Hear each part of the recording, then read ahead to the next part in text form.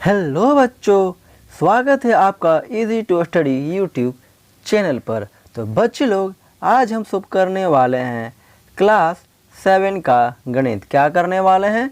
तो कक्षा 7 का गणित का एग्ज़ाम का रिव्यू करने वाले हैं, जो कि पूरे 50 नंबर का है। कितने नंबर का? तो पूरे 50 नंबर का। और समय कितना लगेगा? तो पूरे 2 घंटे। तो यहाँ पर आप अपना नाम, विद्यालय का नाम, संकुल, क्रमांक, प्रखंड और आप किस जिले से हैं वो लिख लीजिएगा, है ना। तो चलो बिना किसी देरी के वीडियो को करते हैं शुरू और देखते हैं कि अगला प्रश्न कौन सा है। तो पहला प्रश्न कौन है भाइयों? तो पहला प्रश्न है कि सही विकल्प पर सही का निशान लगाना है, मतलब कि चिन्ह लगाना है। तो हम पहले से ही लगा के रखे हुए हैं ताकि तुम सबको दिक्कत नहीं हो, है ना। तो पहला क्या बोलता है कि दो कोण का सर्गवासम होते हैं यदि उनकी माप क्या होती है? तो उनकी माप समान होती है। जो इस टाइप का होता है, जो और यहाँ वाला का जो मान होता है वो सेम ही रहता है, इसीलिए बोलते हैं समान। हाँ, क्या बोलते हैं? तो समान होती है। चलो देखते हैं कि दूसरा क्या है। तो बोलता है कि 3x² + 2x + 7 का व्यंजक क्या होगा? तो त्रिपदी व्यंजक होगा। क्या होगा? त्रिपदी व्यंजक होगा। अब चलो देखते हैं कि तीसरा में क्या है। तो तीसरा में 36 और 24 का सरल अनुपात क्या होगा? तो 3:2 हो जाएगा, है ना।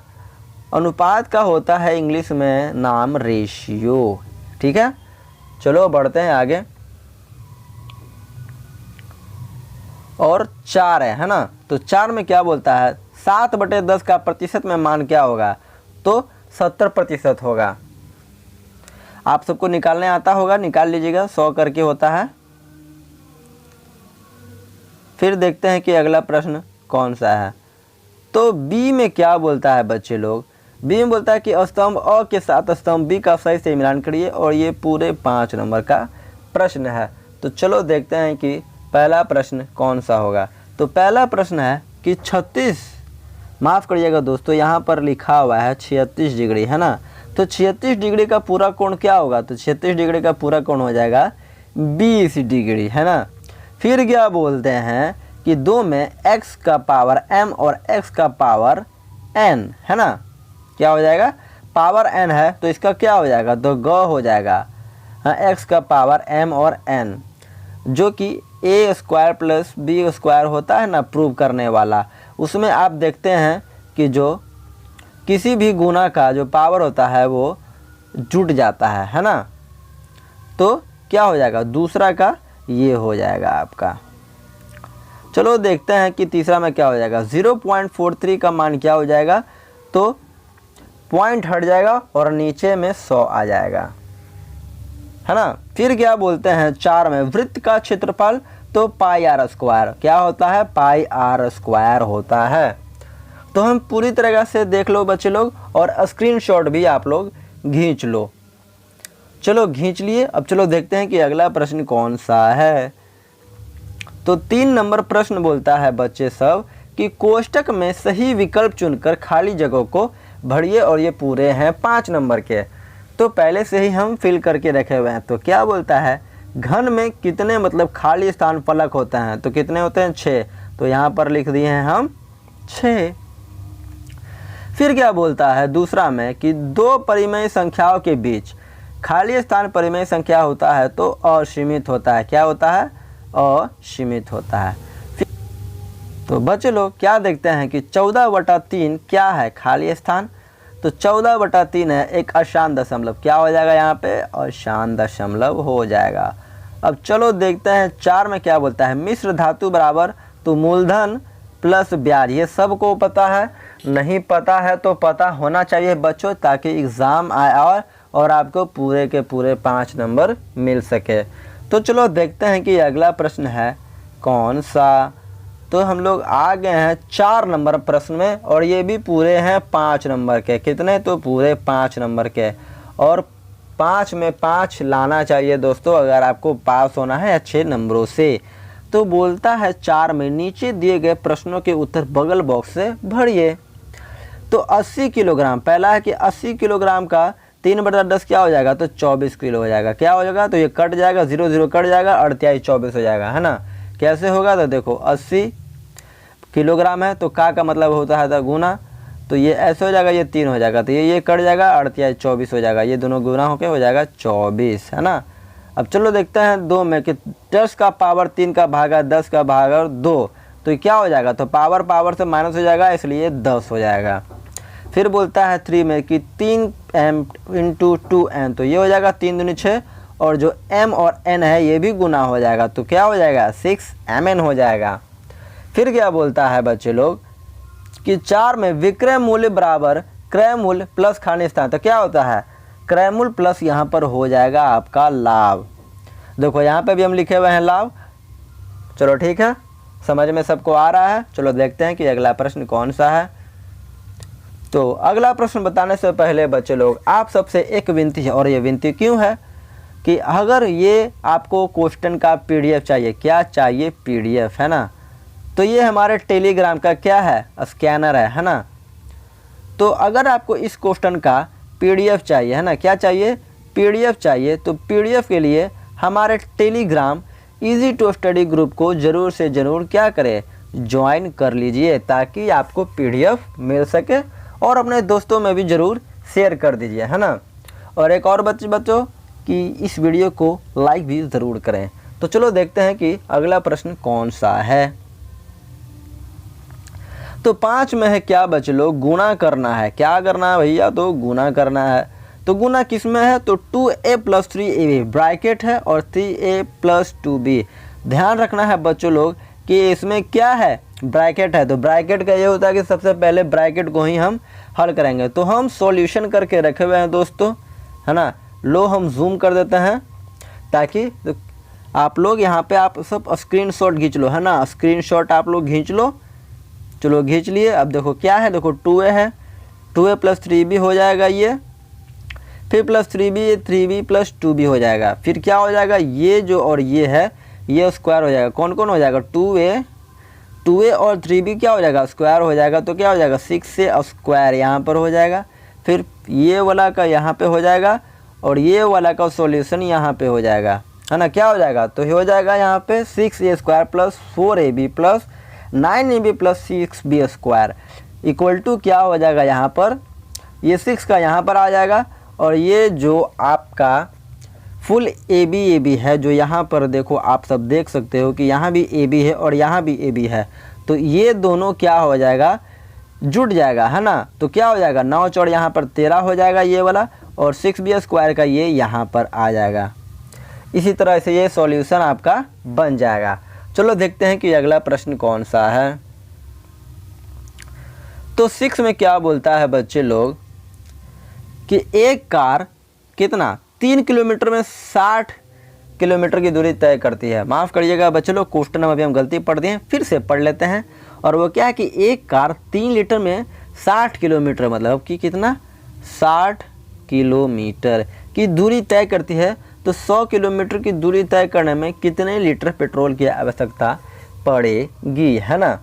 तो 3 लीटर में कितना होता है, तो 60 किलोमीटर कितने में होता है, 3 लीटर मतलब पेट्रोल वो क्या होता है, पीती है। तो चलो इसको सॉल्यूशन बाय समझते हैं। तो वो क्या हो जाएगा, देखो 60 किलोमीटर में कितना 3 लीटर पेट्रोल पीती है, तो इसलिए 1 किलोमीटर में 3/60 कर देंगे, और ये कर देंगे ऐसे। फिर क्या होगा, इसलिए 100 किलोमीटर में कितना होगा, तो 3/60 यहाँ पर हम लोग लिख देंगे, क्योंकि 60 यहाँ पर आ गया। तो ये जैसा था इसको यहाँ पर ही ऐसे उतार देंगे, ठीक है।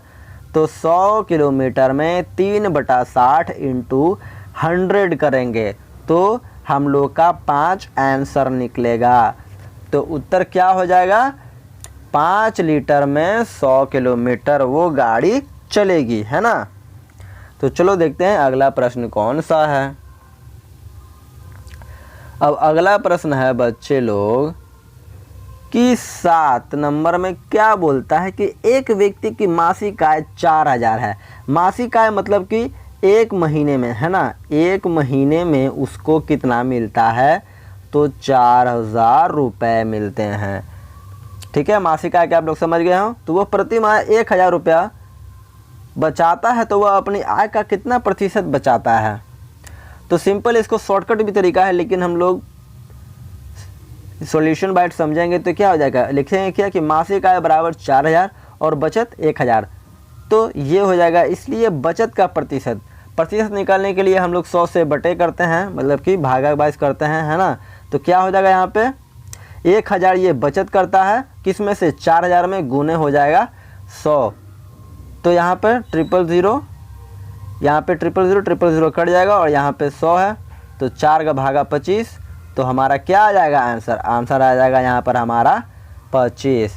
तो इस क्वेश्चन का बच्चे लोग हमारा उत्तर क्या होगा, तो 25 आंसर होगा। 8 नंबर का प्रश्न क्या बोलता है कि 500 का 10% वार्षिक ब्याज की दर से 4 वर्षों का साधारण ब्याज मिश्र धन ज्ञात कीजिए, है ना।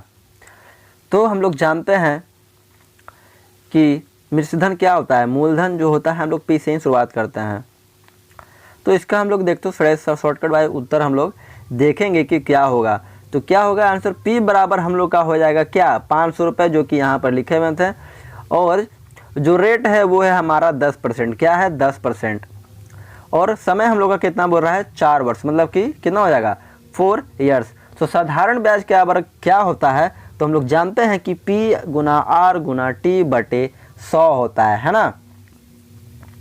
तो वहाँ पे इस प्रकार ही लिख देंगे कि 500 गुना 10 गुना 4 और बटे में क्या हो जाएगा 100। तो इसको हम लोग काटेंगे तो यहाँ पर हम लोग का आया 200 रुपये। तो 200 रुपये हम लोग का क्या हुआ है, वो जो नॉर्मल होता है, फिर हम लोग को मिश्र धन में बदलना पड़ता है। तो मिश्र धन का फॉर्मूला होता है बच्चे लोग P + S × I, मतलब कि गुना, है ना। तो क्या हो जाएगा, तो P हो जाएगा हम लोग का 500 और X हो जाएगा 200। तो 500 + 200 हम लोग का हो जाएगा 700, और यही हम लोग का बच्चे लोग उत्तर होगा, है ना। तो उम्मीद है आप सबको समझ में आ रहा होगा। तो चलो देखते हैं कि अगला प्रश्न कौन सा है। तो 9 नंबर में क्या बोलता है बच्चे लोग कि त्रिभुज ABC की रचना में जिसमें भुजा AB 3, भुजा BC 4 सेंटीमीटर और भुजा AC 5 सेंटीमीटर हो। तो हम लोग सिंपल से क्या करेंगे, देखो यहाँ पे हम किए हुए हैं जो त्रिभुज यहाँ पर ये बनाया हुआ है ऐसे करके, है ना। तो यहाँ पर क्या हम लोग किए हुए हैं, तो पहला बोलता है कि भुजा AB, यहाँ पर AB हो जाएगा हम लोग का ये 5 सेंटीमीटर है। फिर क्या बोलता है भुजा BC, तो यहाँ पर हो जाएगा 4 सेंटीमीटर, और विकर्ण में मतलब कि AC हो जाएगा आपका 5 सेंटीमीटर। तो इस प्रकार का हम लोग का जो है ड्राइंग कर देना है, और ये पूरे 5 नंबर का है, इसको छोड़ना नहीं है, ठीक है। अब चलो देखते हैं अगला प्रश्न कौन सा है। तो 10 में क्या बोलता है बच्चे लोग, थोड़ा सा हम आपको जूम करते हैं क्योंकि फ़ोटो अच्छे से नहीं ले पाए थे।